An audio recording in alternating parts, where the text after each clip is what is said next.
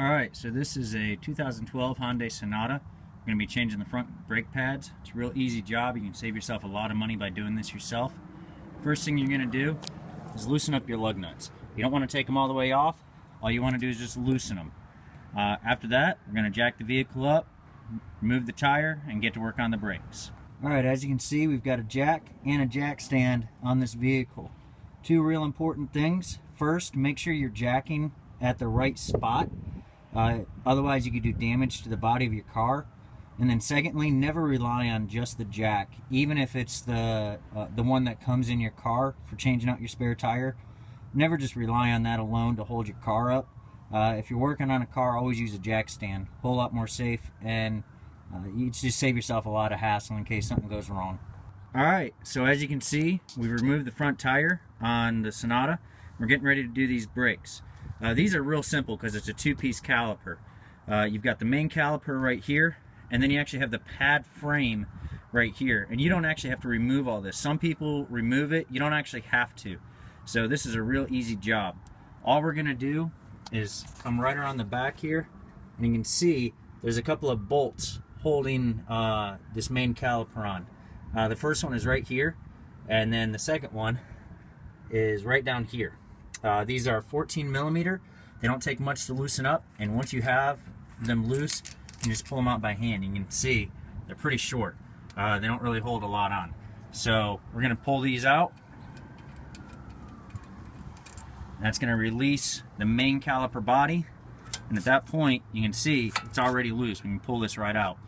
Now, one thing on the Sonatas that you'll notice is that this brake line is really short. You don't have a lot of room to work with here. So you have two options. You can either take this with a piece of wire, fish it through this bolt hole, and then bring it up out of your way, and you can put the wire, wrap it up here and make it tent so that you don't have any pressure on this brake line, so you don't have to worry about splitting it. Or you can do what I'm going to do, and you can just take it off and rest it right up here, and it's out of your way. So we're going to get this off, put it up here, and then we'll get to work on these pads. Alright, as you can see, we've got the main caliper off. It's sitting up there. There's no tension on that line, so we're good. And these pads, like I said, they're real easy to pop out. Just take a screwdriver, and voila, there's one pad. There's the other. Super easy. Now, something to note, on this pad from the factory, they come with this backing plate. You're going to want to hang on to that. You can just pull it right off. All we're going to do is pull it right off. It just clips right on. We're going to need this for your new pad, so make sure you hang on to it. Alright, so you can tell we got the new pads here. Big thing is to notice that this one right here, the one on the inside, has the wear sensor. It's that little clip that lets you know when your pads are too low. When you start getting that constant squeaking noise anytime you're braking, that lets you know your pads need to be changed. What we're going to do is we're just going to take this and clip her in place. There's that original plate right back in place where it needs to be. And then we're going to put a little bit of grease on these. These are ceramic pads on the Sonatas. We're going to take some of this right here, ceramic extreme brake lubricant, any of your metal on metal points. So what we're going to do is we're going to take just a little dab of this. We're going to put it on here. We're going to put it on here. And then we're also going to put it on the shims right here, these little clips, these shims. We're going to put it on there. Any metal to metal point you want to put this stuff on, because otherwise what happens is you start getting a squeak in your brakes even when they're good, and you don't want that to happen. So we're going to do that. Doesn't take a lot. Just put a little dab, smear it on there, and we'll get the pads put back in. So as you can see, we've got this lubricant on our pads here. So all we're going to do is we're just going to take and kind of smear it around a little bit here, try and cover up all this metal. Not a big deal. And like I say, you don't want a real thick coat, but you know, don't go crazy with this stuff. There's no need for it. So not a big deal. You know, just try and get everything that's going to have that metal to metal surface on there. And like I said, we're just going to take and kind of smear this all around down here, nice and easy.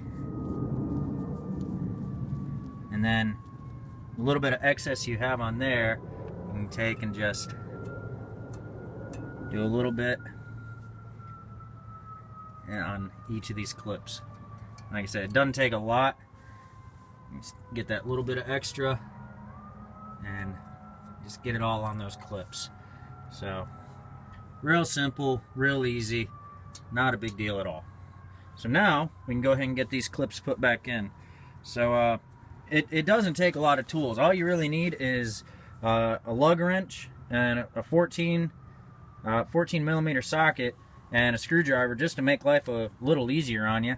And then you can just take and get these put right back in. There's one.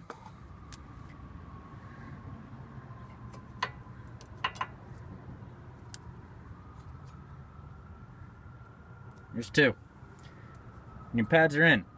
Now this next one is pretty important, so pay attention.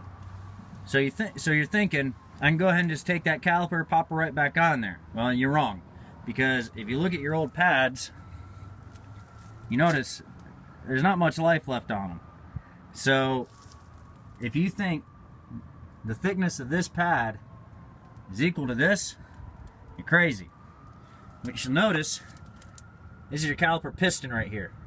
As your brakes wear down, that piston has to shove out more to compress those pads up against your rotor to stop you. So you got to push that back in.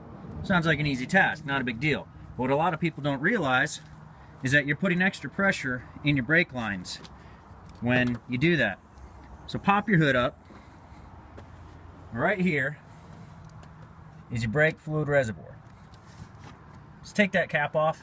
All right, put it right up here. And what that does is when you press that piston in, it's going to put pressure on your line. And this is going to allow that fluid to flow up without a whole bunch of pressure in the system. It's not going to do anything. You're not going to get air in your system or anything like that. You don't got to worry about it. But it makes it so you don't have to worry about busting your piston seal. Now the other thing you'll notice is I still have the old pads down here. This is really important because we're going to use this outside pad to compress that piston along with a C-clamp. Alright, so as you can see, got my C-clamp. I've got the old pad up against the piston. Big thing here is to be careful.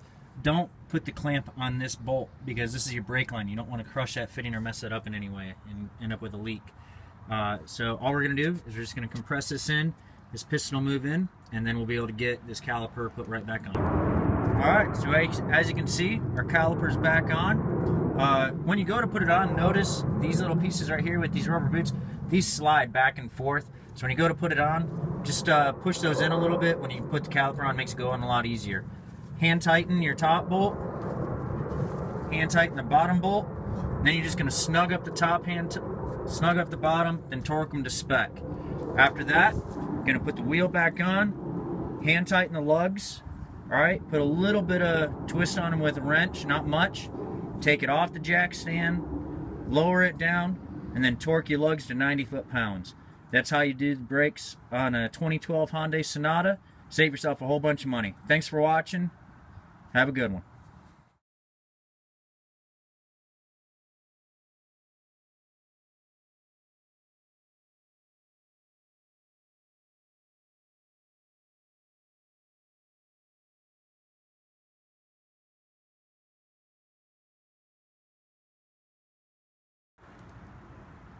Alright, so the wheel is back on, and all that's left to do is lower that jack down, or actually pull the jack stand out and then lower the jack down. But before we do that, we're going to come right back over to the engine here, and we're going to make sure we get that master cylinder cap put back on. You don't want to leave that off and have brake fluid go everywhere and cause a fire. So that's it. That is how you change the brakes on a 2012 Hyundai Sonata, at least the front pads anyway, and save yourself a lot of time, a lot of money. Took me grand total of maybe about 30 minutes to do both sides. So well worth the time and saving yourself the money. So I hope you have a good one.